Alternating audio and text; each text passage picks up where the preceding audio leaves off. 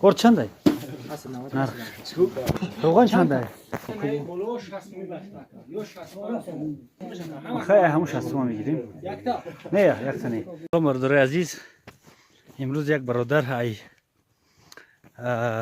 برادر علیشیر ای گروزیا یک خیرمون کرده بود، یک صدقه ما هم گرسنه آوردیم تقسیم کردیم. دتا در دره حیرون، یک تا در جور، دتا میانده، یک تا دره سرکاران،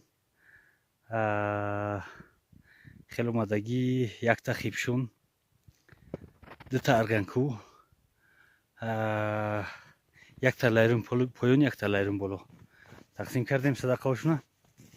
انشالله صدقتون خداوند قبول کنه. تقسیم رفته است بچه ها. اینجا آمدیم در دهه ارغنکول. گفتن که کامera را بره کن که ما را نشان ندیم، ما را نبینن. عورتن اینو میگذاریم. کجایی؟ نمیای مسجد؟ بیا یک خلطار در عربای چیگینه بگی، بیا یک خلطار در روغن مسجد بگی شکره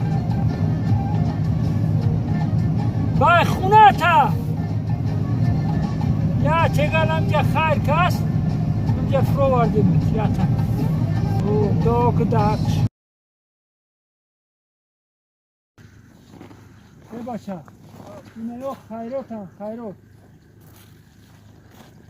بردار برشو ورد یا روغن تا حقی مردک داکش برادر اینا بگه شد نو رسیدیم. یک برادر ای گروزیا برادر علیشیر خیر کرده بود. خیلی همون رفتیم گرفتیم تقسیم کردیم، رخ به رخ تقسیم کرده اومدیم. دو تا دیگرش ماند، 11 تا ارد، 11 تا روغن. دیگرش باید دههای لایرون بالا رو آوردیم. جا دو کسی در سپیسکه هست و رو برای آوردیم. دو تا روغن، دو تا ارد. امروز بزکشی بود، در بزکشی خانه خوب یخ کردیم، دیرتر اومدیم. حاضی اجداد داریم خرابیان، زنگ زدیم که بیبریشو خرابیان برخن برنشو خانه خوردیم یخ کردیم.